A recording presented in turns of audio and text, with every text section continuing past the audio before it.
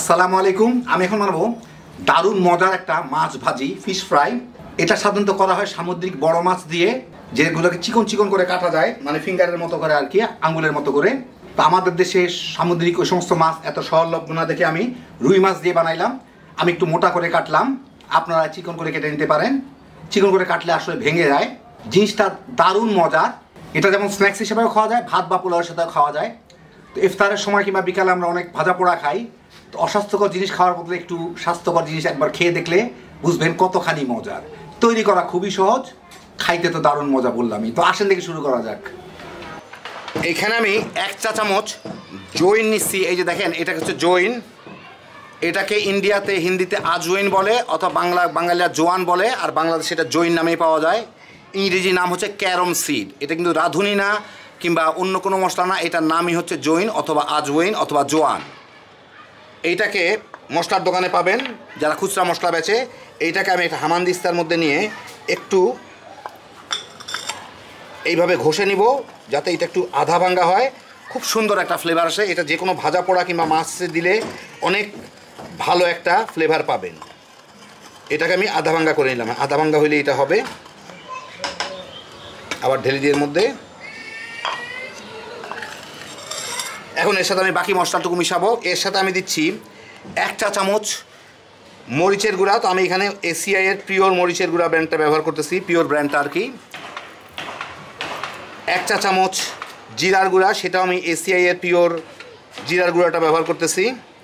ওদের মধ্যে ভেজালটা নাই, পিওরটাই আছে।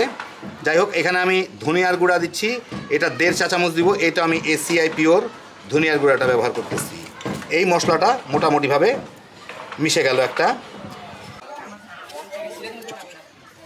এখন এই মশলাটাকে আমি হালকা একটু টেলে নিব, ভেজে নিব আর কি। হালকা ভাজবো না, বা জাস্ট একটু গরম করে নিব আর কি। আমি এখন এটাকে এই আধা মিনিটের মতো খালি একটু গরম করে নিব। হালকা একটু রংটা বদলাবে, ফ্লেভারটা একটু ছাড়লেই হইলো, আর কিছু দরকার নেই। আধা মিনিট ভাজলেই হয়ে যাবে। হয়ে গেছে, আধা মিনিট ভেজে নিছি। আধা মিনিটের উপরে খুব সুন্দর একটা ফ্লেভার বাইরে হচ্ছে। এটাকে ভেজে লাভ নাই, পোড়ায় লাভ নাই। এখন আমি এটাকে মাছের সাথে মিশাই ফেলবো। আমি এখানে আধা কেজি রুই মাছ নিয়ে নিছি। একটু লম্বা লম্বা এইভাবে করে কেটে নিছি। পেটির পিসগুলোকে এইভাবে লম্বা দিছি, আর গাদা পিঠের পিসগুলোকে এইভাবে একটু লম্বা লম্বা রাখছে, একটু দেখতে যাতে একটু অনেকটা ফ্রেঞ্চ ফ্রাই, মানে একটু লম্বা লম্বা ধরনের লাগে আর কি, ফ্রাইজের মতো। ভালো করে ধুয়ে নিছি। ওর মধ্যে আমি যে মশলাটুকু আমি ভেজে নিলাম, সেই মশলাটুকু দিব। 1 চা চামচ রসুন বাটা, 1 চা চামচ আদা বাটা, স্বাদ মতো লবণ, 1 চা চামচ গরম মশলার গুঁড়া দিতে হবে। তো আমি এখান থেকে এসিআই পিওর গরম মশলার গুঁড়াটাই দিচ্ছি। 1 চা চামচ চটপটির মশলা অথবা চাট মশলা, আমি চটপটির মশলাটা দিলাম। সামান্য একটু হলুদের গুঁড়া, তো আমি এখান থেকে এসিআই পিওর হলুদের গুঁড়াটাই দিচ্ছি। 1 চা চামচের কাছাকাছি দিলাম। একটু তেঁতুলের কাঠ করে রাখছি, তার থেকে সামান্য একটু দিব, পুরোটা দিব না, এটা আমি অন্য কাজে ব্যবহার করবো আমার, সেই জন্য এখানে অল্প একটু দিলাম, প্রায় 1-1.5 টেবিল চামচের মতো। 1 টেবিল চামচের মতো সয়া সস, আর আধা টেবিল চামচ ভিনেগার, সিরকা। এখন এটাকে একটু ভালো মতো মেখে নিব। আমি এটা হাত দিয়েই মাখি, তাহলে ভালো হবে সবচেয়ে।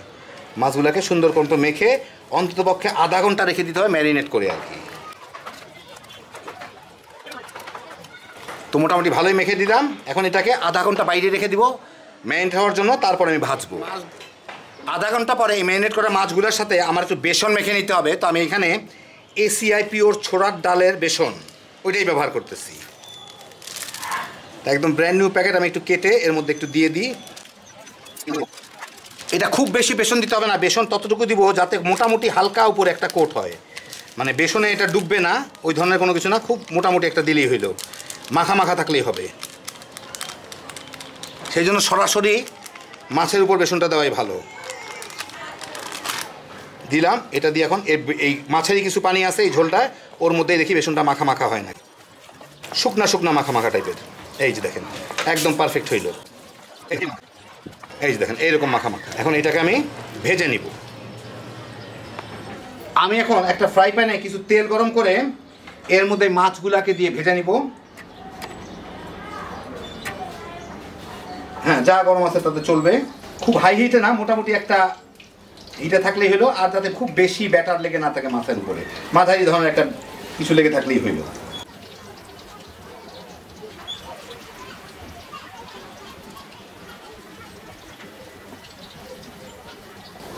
এই কয়টাই ভাজি, আরগুলো পরের ব্যাচে ভাজবো।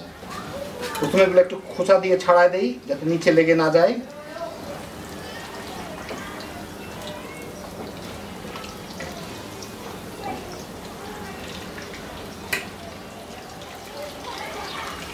এই মিনিট দুয়েক পরে একটু উল্টায় দেয় এগুলাকে।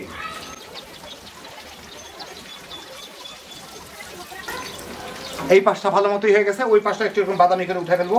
এটা কিন্তু মচমচে করার কোনো দরকার নাই, কারণ হচ্ছে তাহলে আমি আগে কর্নফ্লাওয়ার দিতাম। মচমচের দরকার নাই, এটা এইভাবেই মাছ ভাজাটা হয়। আরও মিনিট দুয়েক ভেজে আমি মাছগুলোকে উঠাই ফেলি, দেখতেই সুন্দর লাগতেছে। এই যে দেখেন সুন্দরভাবে ভাজা হয়ে গেছে দুই পিঠি। এগুলোকে আমি তুলে ফেলি, তুলে বাকি মাছগুলোটাকে ভেজে ফেলি। এখন একটু মচমচা মনে হলো, একটু পরে কিন্তু মচমচা থাকবে না, কারণ মাছের ভিতরে ময়েশ্চার আছে। এটা ওইভাবে মচমচা হবে না। মাছ তো আর শুকায় ফেলা যায় না, কিন্তু খাইতে দারুণ মজা। এই দেখেন হয়ে গেল আমার দারুণ মজার মাছ ভাজা বা ফিশ ফ্রাই। আমি একটু মোটা করে কাটলাম, আপনার আগেই বলছি। সামুদ্রিক মাছের বদলে রুই মাছ দিয়ে আমি করলাম। খাইতে যে কি মজা একবার বানাইলেই বুঝবেন। মাত্র কয়েক মিনিট লাগে ভাজতে, একটু ম্যারিনেট করে আধা ঘন্টা রেখে দিলেই হয়ে যায়। আর ভিতর দিকটা কেমন হয় আপনারা আমি একটু ভেঙে দেখাচ্ছি। এই যে দেখেন ভিতর দিকটা একদম জুইসি, অসাধারণ স্বাদের, অল্প সময় রান্না, হ্যাপি জোশের একটা আইটেম। একবার বানায় দেখেন তাইলেই বুঝবেন। বাচ্চা বড় সবাই তামা তামা করে খায় ফেলাইতে পারবেন। ইফতারে, বিকেলে স্ন্যাক্স কিংবা ভাত পোলাওয়ের সাথেও খেয়ে ফেলতে পারবেন। আল্লাহ আপনাদের সবাইকে ভালো রাখুন, সুস্থ রাখুন, নিরাপদে রাখুন। ইনশাআল্লাহ বেঁচে থাকলে আবার দেখা হবে। আল্লাহ হাফিজ।